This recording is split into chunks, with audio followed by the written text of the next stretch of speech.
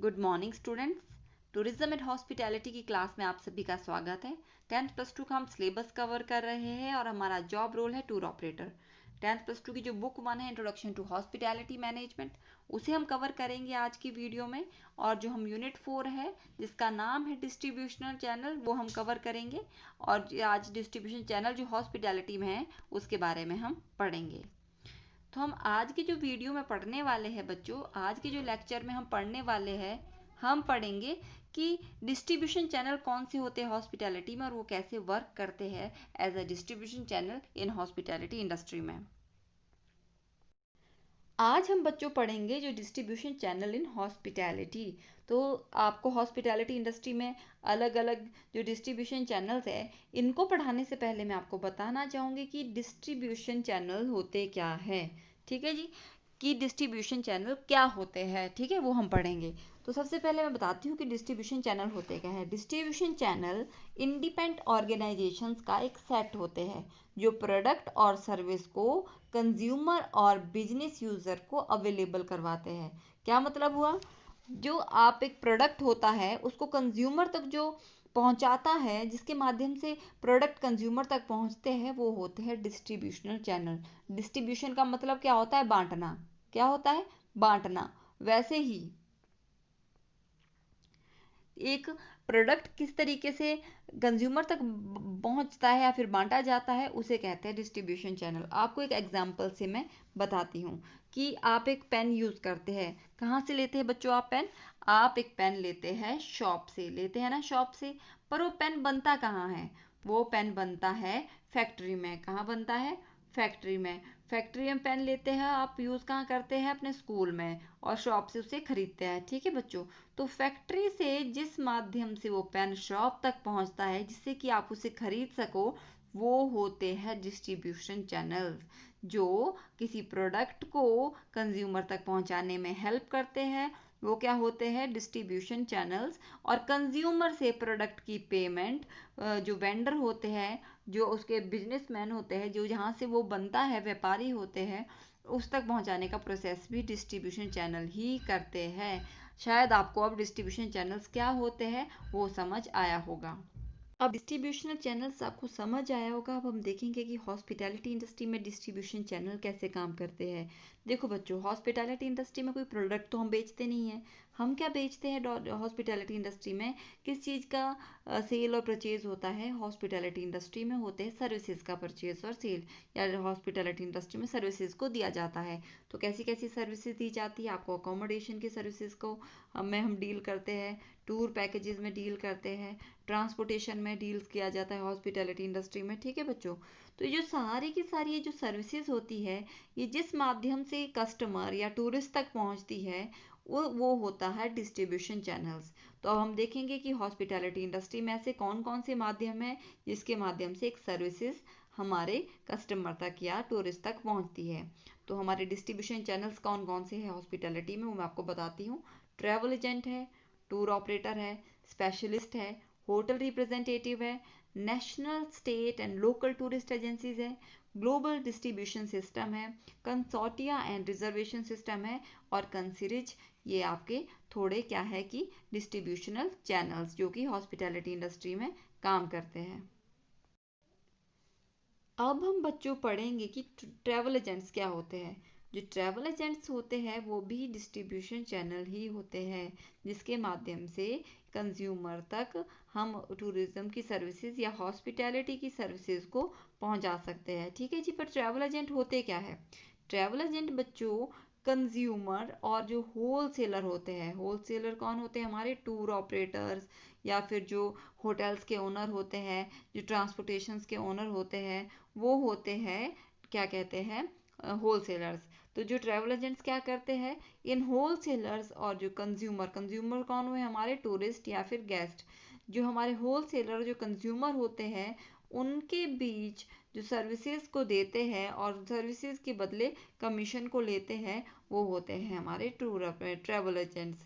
इसको एक एग्जांपल से और समझाती हूँ। जैसे इसमें लिखा भी है कि जो travel agents acting as a intermediary between customer and room providers. Travel agents are retailers in travel and tourism who buy from wholesalers and principals and sell to the tourist for commission। ठीक है जी। इसका मतलब क्या हुआ कि travel agent क्या होते हैं, एक टाइप के रिटेलर होते हैं, ठीक है जी, जो कि होलसेलर यानी कि ट्रैवल टूर ऑपरेटर्स या फिर जो एक सर्विस रूम प्रोवाइडर होते हैं या फिर ट्रांसपोर्ट प्रोवाइडर होते हैं, उनसे होटल उनसे सर्विसेज लेते हैं और उसे कंज्यूमर तक बेचते हैं। और जो ये होलसेलर से क्या लेते हैं कंज्यूमर तक पहुंचाने के लिए उनकी सर्विसेज को, ये लेते हैं उसके बदले कमीशन। ठीक है बच्चों, आपको आया समझ कि ट्रैवल एजेंट क्या होते हैं। अब बच्चों हम पढ़ेंगे कि टूर ऑपरेटर क्या होते हैं। पहले हमने पढ़ा ट्रैवल एजेंट के बारे में, अब हम दूसरे डिस्ट्रीब्यूशन चैनल के बारे में पढ़ेंगे जो है टूर ऑपरेटर। टूर ऑपरेटर क्या करते हैं, टूर ऑपरेटर एक ऑर्गेनाइजेशन होती है जो टूरिज्म के अलग अलग कंपोनेंट, टूरिज्म के अलग अलग कंपोनेंट कौन क्या होते हैं, जो एक टूरिस्ट को अपने घूमते टाइम पे चाहिए होते हैं, जैसे कि अकोमोडेशन, जब टूरिस्ट को रात को रुकना है तो अकोमोडेशन चाहिए होगी। तो ट्रांसपोर्टेशन, जिसमें आपकी एयरलाइंस आएगी। इन अलग अलग कंपोनेंट्स को अलग अलग इनके जो ओनर्स होते हैं उनसे खरीदते हैं। ठीक है जी, अलग अलग कंपोनेंट्स को खरीदते हैं और उनका एक पैकेज बना के, ठीक है, बल्कि एक ट्रांसपोर्टेशन से वो ट्रांसपोर्टेशन खरीदेंगे, अकोमोडेशन से या होटल्स कंपनी से होटल्स के रूम ले लेंगे। ठीक है जी, और इनका एक पैकेज बना के और उस पैकेज पे अपना प्राइस टैग लगा के कस्टमर को बेचते हैं। कस्टमर कौन होते हैं, गेस्ट जो घूमने आना चाहते हैं। ठीक है जी, इसको मैं आपको एग्जांपल से और भी समझाती हूँ।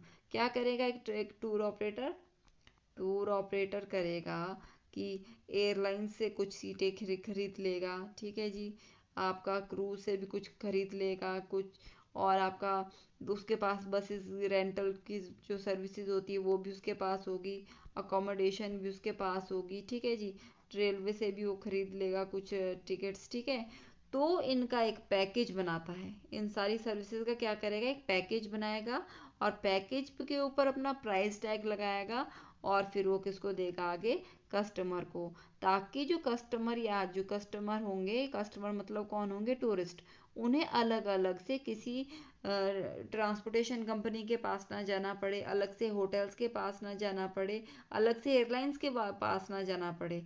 वो टूर ऑपरेटर के पास ही जाएगा और टूर ऑपरेटर क्या करेगा, उसका एक पैकेज ऑलरेडी बना के रख देगा जिसके ऊपर वो अपना प्राइस टैग लगाएगा। ठीक है जी, और वो क्या बेचेगा आगे, कस्टमर को। ठीक है, आया आपको समझ टूर ऑपरेटर क्या होते हैं।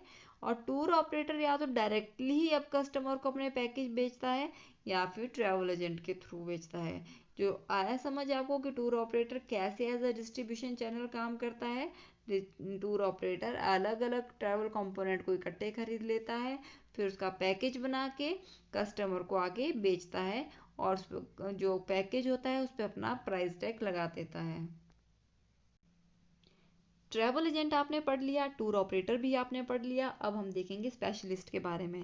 तो स्पेशलिस्ट क्या होते हैं, जो स्पेशलिस्ट होते हैं एज अ डिस्ट्रीब्यूशन चैनल, वो सारे के सारे पैकेजेस को नहीं बेचते हैं। ठीक है, या फिर होटल्स को नहीं देते हैं कस्टमर तक, या फिर ट्रांसपोर्टेशन को नहीं देते हैं ओनली कस्टमर तक नॉर्मली। स्पेशलिस्ट क्या करते हैं, स्पेशलिस्ट करते हैं स्पेशल प्रोडक्ट्स में, अपने स्पेशल प्रोडक्ट्स में डील करते हैं। कैसे स्पेशल प्रोडक्ट्स कैसे होंगे, जैसे कि कॉन्फ्रेंसेस के ही वो डील करेंगे, या मीटिंग का ही डील करेंगे, कसिनो का ही डील करेंगे। वो थोड़े से अपने किसी एक प्रोडक्ट को पकड़ लेते हैं और उसी में ही वो डील कर लेते हैं। जैसे कुछ ट्रैवल एजेंट या कुछ क्या करते हैं कि माइस क्या ही ऑर्गेनाइज कराते हैं या फिर माइस में ही स्पेशलिस्ट होते हैं। माइस क्या होता है, मीटिंग, इंसेंटिव, कॉन्फ्रेंस, एग्जीबिशंस। तो क्या करते हैं कुछ ट्रैवल एजेंट कि मीटिंग्स ही डील करेंगे, इंसेंटिव्स में ही डील करेंगे, कॉन्फ्रेंसीज में डील करेंगे। तो वो क्या करेंगे, अलग अलग कंपनी से मिलेंगे, जो बड़ी बड़ी कंपनीज होती है, फॉर एग्जांपल रिलायंस होगी, तो जो बड़ी बड़ी मीटिंग्स होती है इन्हीं की हर साल में या हर 3 मंथ्स बाद मीटिंग होगी, तो इन लोगों से वो मिलेंगे और उनकी क्या करेंगे, मीटिंग्स, इंसेंटिव्स, कॉन्फ्रेंसेस, एग्जीबिशंस को क्या ऑर्गेनाइज करवाएंगे। ठीक है जी, तो क्या करते हैं ये लोग, स्पेशलिस्ट या स्पेशल चीज़ों में ही डील करते हैं। तो ये भी क्या करते हैं, एज अ डिस्ट्रीब्यूशन चैनल पे में ही काम करते हैं, जो कि ये जो इन सर्विसेज को, स्पेशल सर्विसेज को कस्टमर तक पहुंचाते हैं। इनके कस्टमर कौन होते हैं, इनके कस्टमर जो बड़ी बड़ी एमएनसीज होती है, मल्टीनेशनल कंपनीज होती है, मैक्सिमम इनके कस्टमर वही लोग होते हैं। अब हम बच्चों पढ़ेंगे होटल रिप्रेजेंटेटिव के बारे में। होटल रिप्रेजेंटेटिव कौन होते हैं? होटल रिप्रेजेंटेटिव होटल्स को रिप्रेजेंट करते हैं, ठीक है। होटल को क्यों रिप्रेजेंट करते हैं? होटल को भी रिप्रेजेंट इसलिए करते हैं, क्या होता है कि मेरा एक होटल है, जो कि मेरा होटल कहाँ है, शिमला में है, ठीक है जी। मैं शिमला की रहने वाली हूँ और मैंने एक होटल ओपन किया है, 5 स्टार प्रॉपर्टी है मेरी। और मैं क्या कर रही हूँ कि उसको अच्छे तरीके से बेचना चाह रही हूँ, अच्छे तरीके से होटल को चलाना चाह रही हूँ, ठीक है। तो मैं क्या चाहूँगी कि मैंने एक टारगेट मार्केट किया है कि दिल्ली के लोग मेरे को चाहिए और दिल्ली के लोग मैक्सिमम लोग मेरे पास आए, ठीक है, और वो मेरे होटल पे रुके। तो मैं क्या करूँगी, अपने होटल से एक अपने होटल का एक रिप्रेजेंटेटिव चूज़ करूँगी दिल्ली में, और उसे दिल्ली में भेजूँगी। और क्या करूँगी कि दिल्ली के टारगेट मार्केट जो मैंने चूज़ किए है, वहाँ पे अपने रूम सेल करने की कोशिश करूँगी, रूम बेचने की कोशिश करूँगी। किसके थ्रू? अपने होटल रिप्रेजेंटेटिव के थ्रू। कई बार क्या होता है कि फॉर एग्जांपल कि मेरा शिमला का ही होटल है, पर मैं फ्रांस में चाहती हूँ कि फ्रांस के जो गेस्ट होते हैं वो मेरे थ्रू आए, पर क्या होगा कि वहाँ कल्चरल डिफरेंस होगा, ठीक है। उन्हें पता नहीं होगा मेरे कि भी यहाँ शिमला में किस तरीके का कल्चर है। तो मैं वहाँ फ्रांस में ही क्या करूँगी कि फ्रांस के ही किसी आदमी को लूँगी और उससे एज अ होटल रिप्रेजेंटेटिव वहाँ पे काम कराऊंगी। तो क्या होगा कि वो क्या करेगा कि जो फ्रांस मेरी टारगेट मार्केट है, वहाँ से मेरे रूम को सेल करेगा, वहाँ पे मेरे रूम को सेल करेगा, ठीक है। तो क्या होता है, होटल रिप्रेजेंटेटिव कुछ नहीं है, होटल रिप्रेजेंटेटिव एक रिप्रेजेंटेटिव है जो क्या करता है कि गिवन मार्केट एरिया में होटल्स के रूम को, होटल की सर्विसेज को सेल करता है या फिर बेचता है। अब बच्चों हम पढ़ेंगे national state and local tourist agencies. ये जो national state and local tourist agency है, ये गवर्नमेंट बॉडीज होती है या फिर गवर्नमेंट के अंडर ये काम करती है, गवर्नमेंट इसे रेगुलेट करती है, ठीक है जी। तो हमारे हिमाचल प्रदेश की कौन सी गवर्नमेंट बॉडी है जो हिमाचल प्रदेश के टूरिज्म के लिए रिस्पॉन्सिबल है? तो हमारे हिमाचल की है HPTDC। तो HPTDC क्या करेगी? तो HPTDC क्या करती है, ये भी एज अ डिस्ट्रीब्यूशन चैनल काम करेगी। ये क्या करेगी, जो Himachal Pradesh tourism development corporation के होटल्स हैं उन्हें सेल करेगी हिमाचल से बाहर, या फिर हिमाचल में भी सेल करेगी, ठीक है। या फिर HPTDC के अंडर जो डेस्टिनेशंस होती है उन्हें सेल करने का काम ये करती है। इन्हें सेल करने बेचने का काम तो करती है एज अ डिस्ट्रीब्यूशन चैनल, पर साथ साथ में जो national state and local tourist agencies होती है, ये क्या करती है, ये साथ में करती है formulation, implementation of national and regional tourism policy and strategies, training and education in tourism and hospitality, approval and classification of hotels and restaurants। ये सारे के सारे काम भी साथ में ये करती है। कौन? National state and local tourist agencies. जो लोकल टूरिस्ट एजेंसी है वो लोकल लेवल पे करेगी, स्टेट टूरिज्म एजेंसी है वो जो स्टेट लेवल पे करेगी, और जो नेशनल टूरिज्म एजेंसी है वो नेशनल और इंटरनेशनल लेवल पे टूरिज्म को डेवलप करने का या फिर टूरिज्म को प्रमोट करने का काम करती है। अब हम पढ़ेंगे ग्लोबल डिस्ट्रीब्यूशनल सिस्टम, बल्कि GDS। तो GDS क्या है? GDS है कंप्यूटर रिजर्वेशन सिस्टम और सेंट्रल रिजर्वेशन सिस्टम का ही एक पार्ट है, जो क्या करता है, अलग अलग सर्विसेज प्रोवाइडर होते हैं जैसे कि air travel, hotel bookings and car rental services, इनसे इनकी इंफॉर्मेशन रिट्राइव करता है और ट्रैवल एजेंट के थ्रू या फिर ऑनलाइन ट्रैवलर तक या फिर गेस्ट तक ये पहुंचाता है, ठीक है। GDS याद रखिएगा। GDS क्या होता है कि GDS एक कंप्यूटर रिजर्वेशन सिस्टम या फिर सेंट्रल रिजर्वेशन सिस्टम है, जो अलग अलग सर्विस प्रोवाइडर से उनकी इंफॉर्मेशन रिट्राइव करता है और ऑनलाइन या ट्रैवल एजेंसी के थ्रू ये क्या करता है, कस्टमर तक पहुंचाता है इंफॉर्मेशन की। कि कैसे, आपको मैं एग्जांपल समझाती हूँ कि GDS क्या करता है। फॉर एग्जांपल, जैसे मेरी जैसे एयर इंडिया एयरलाइंस है, एयर इंडिया का अपना एक GDS सिस्टम होगा, जैसे कि एमाडेओस, गलीलियो, वर्ल्ड स्पैन, ये क्या है कि GDS के एग्जाम्पल है बच्चों, ठीक है। तो क्या करता है कि एयर इंडिया क्या करेगा कि GDS पे बताएगा कि आज दिल्ली से जयपुर की जो फ्लाइट है, आज की तो नहीं, 2-3 दिन पहले ही बता देते हैं, या फिर इनकी फ्लाइट्स की जो डिटेल्स होती है महीनों पहले GDS पे अपलोड कर देते हैं, जिससे कि बुकिंग में ईजी हो जाती है। तो क्या करते हैं कि GDS क्या करेंगे कि GDS पे इन्होंने अपनी इन्फॉर्मेशन डाली होगी कि हमारी जो 100 फ्लाइट्स की या 100 सीट्स की फ्लाइट दिल्ली से जयपुर जा रही है 20 तारीख को।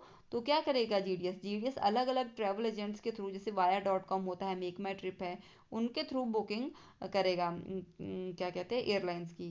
तो GDS कैसे काम करता है? GDS एक सेंट्रल रिजर्वेशन सिस्टम या फिर कंप्यूटर रिजर्वेशन सिस्टम काम करता है, और ये अलग अलग सर्विस प्रोवाइडर की इंफॉर्मेशन लेता है, जो कि ट्रैवल एजेंट या फिर डायरेक्ट ट्रैवलर्स को पहुंचाता है। ठीक है जी। अब हम पढ़ेंगे कंसोर्टिया एंड रिजर्वेशन सिस्टम के बारे में। तो ये क्या होता है? ये a consortium is a group of hospitality organizations that is allied for the mutual benefit of the members। तो जो कंसोर्टिया होता है इसे क्या कहते हैं? इसे कहते हैं ट्रैवल मैनेजमेंट कंपनीज भी कहते हैं। ठीक है जी। तो ये क्या करती है? इसमें क्या होता है? इसमें होता है कि इंडिपेंडेंट ट्रैवल एजेंसी और होटल्स होते हैं, उन्होंने ग्रुप बनाया होता है अपना एक। ठीक है। ये अलग अलग ट्रैवल एजेंसीज में जो अलग अलग ट्रैवल एजेंसी होते हैं और अलग अलग होटल्स होते हैं, वे अपने क्लाइंट के लिए होटल्स के साथ, और ट्रैवल एजेंसी और होटल्स आपस में एक प्रेफर्ड रेट के लिए नेगोशिएट करते रहते हैं। ठीक है जी। साथ में क्या होता है कि बहुत सारी ट्रैवल एजेंसी या होटल जब ग्रुप बना लेती है आपस में, तो जो रेट इन्हें चाहिए होता है, होटल्स को चाहिए होता है ट्रैवल एजेंसी से, या ट्रैवल एजेंसी को होटल से चाहिए होता है, उसके लिए आपस में बातचीत करते रहते हैं, नेगोशिएट करते रहते हैं, ताकि एक अच्छा रेट इन्हें मिल जाए। ठीक है जी। तो साथ में मिलकर इनका एक होटल या ट्रैवल एजेंसी का ये क्या होता है? ग्रुप होता है। तो जो इसमें क्या होता है, जो कंसोर्टिया एंड रिजर्वेशन सिस्टम होता है, इसमें कौन कौन सी इंफॉर्मेशन कॉमनली स्टोर की जाती है? इसमें स्टोर की जाती है room types, room rates and conditions, room inventories, generic hotels information and reservation information इसमें स्टोर की जाती है।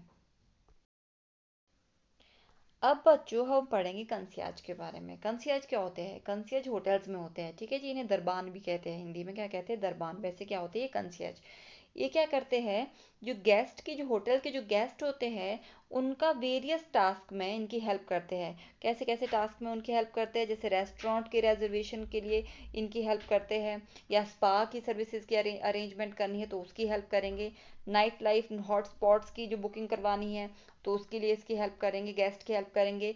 अगर ट्रांसपोर्टेशन की बुकिंग करवानी है तो उसमें भी ये हेल्प करते हैं। ठीक है जी। अगर लोकल में कोई अट्रैक्शन हो रही हो, या लोकल में, या फिर जो होटल्स का लोकेलिटी होती है वहाँ पे कोई अरेंजमेंट करवानी है, ट्रैवल अरेंजमेंट करवानी है, या फिर कोई अट्रैक्शन है उसके लिए टिकट बुक करवानी है, तो ये सारी की सारी अरेंजमेंट कौन करते हैं? कंसियाज। आपने याद रखना है। ठीक है। कंसियाज कौन होते हैं? ये होटल में होते हैं, और ये गेस्ट की वेरियस जो एक्टिविटीज़ होती है, वेरियस बुकिंग होती है, उसमें हेल्प करते हैं इनकी बुकिंग करवाने में। कौन कि किसकी हेल्प करते हैं? गेस्ट की। कौन करते हैं? कंसियाज। याद रखिएगा आप। अब आज के टाइम पे तो इंटरनेट भी बहुत ही ज़्यादा हेल्प करता है एज अ डिस्ट्रीब्यूशन चैनल, जिससे कि कस्टमर हमारे सर्विसेज तक पहुंच सके, या फिर होटल्स तक पहुंच सके, या फिर हॉस्पिटैलिटी तक पहुंच सके। तो इंटरनेट में कौन किस तरीके से एक एज अ डिस्ट्रीब्यूशन चैनल एक अपनी पहचान बनाई है इंटरनेट ने, तो आप देखेंगे कि बहुत सारी ओटीएज आई है, मतलब कि ऑनलाइन ट्रैवल एजेंसीज, बहुत एजेंट्स बहुत सारे अब मार्केट में है। जैसे कि मेक माई ट्रिप है, आपका गोआई बीबो है, ट्रिवागो है, बुकिंग डॉट कॉम है, एक्सपीडिया है, होटल्स डॉट कॉम है, वाया डॉट कॉम है। जितना आप नाम लो उतने कम है। यात्रा डॉट कॉम है। ठीक है जी। इतनी सारी ऑनलाइन ट्रेवल एजेंट्स आ गए हैं जो एक गेस्ट को उनकी घूमने में हेल्प करते हैं, जिससे कि गेस्ट आराम से अपनी सर्विसेज तक या सर्विस प्रोवाइडर तक पहुंच जाते हैं। दूसरा हो गया इंडिविजुअल होटल्स वेबसाइट। अब अलग अलग होटल्स की ने अपनी अपनी अच्छी सी वेबसाइट क्या कहते हैं डिज़ाइन की है या डेवलप करवाई है, तो उसके माध्यम से भी आराम से जो गेस्ट होते हैं डायरेक्टली अपनी बुकिंग करवा सकते हैं। आराम से होटल की वेबसाइट पे जाएंगे, वहाँ पे अपनी डेट डालेंगे ट्रैवलिंग की, और अपनी होटल्स की या फिर रूम की बुकिंग करवा सकते हैं। नेक्स्ट आ गया मोबाइल फ़ोन्स।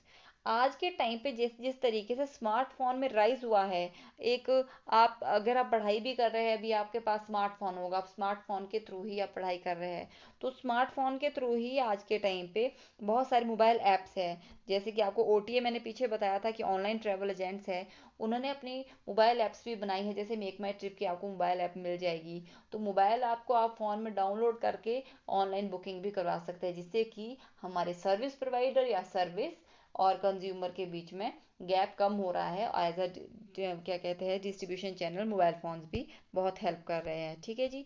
तो आज हमने क्या पढ़ा है? आज हमने समझा है कि डिस्ट्रीब्यूशन चैनल क्या होते हैं। ठीक है। और क्या होते हैं डिस्ट्रीब्यूशन चैनल? डिस्ट्रीब्यूशन चैनल होते हैं जो कंज्यूमर और वेंडर की, कंज्यूमर या सर्विस प्रोवाइडर की जो बीच का गैप होता है उसे कम करते हैं, या फिर कंज्यूमर तक जो सर्विसेज पहुंचाने में हेल्प करते हैं, और कंज्यूमर से जो पेमेंट होती है वो सर्विस प्रोवाइडर तक पहुंचाने में हेल्प करते हैं वो होते हैं डिस्ट्रीब्यूशन चैनल। हमने डिफरेंट डिफरेंट डिस्ट्रीब्यूशन चैनल के बारे में पढ़ा, जैसे हमने ट्रैवल एजेंट के बारे में पढ़ा, टूर ऑपरेटर के बारे में पढ़ा, स्पेशलिस्ट के बारे में पढ़ा, हमने क्या कहते हैं जीडीए के बारे में पढ़ा, जीडीएस के बारे में पढ़ा, हमने ऑनलाइन ट्रैवल एजेंट के बारे में पढ़ा।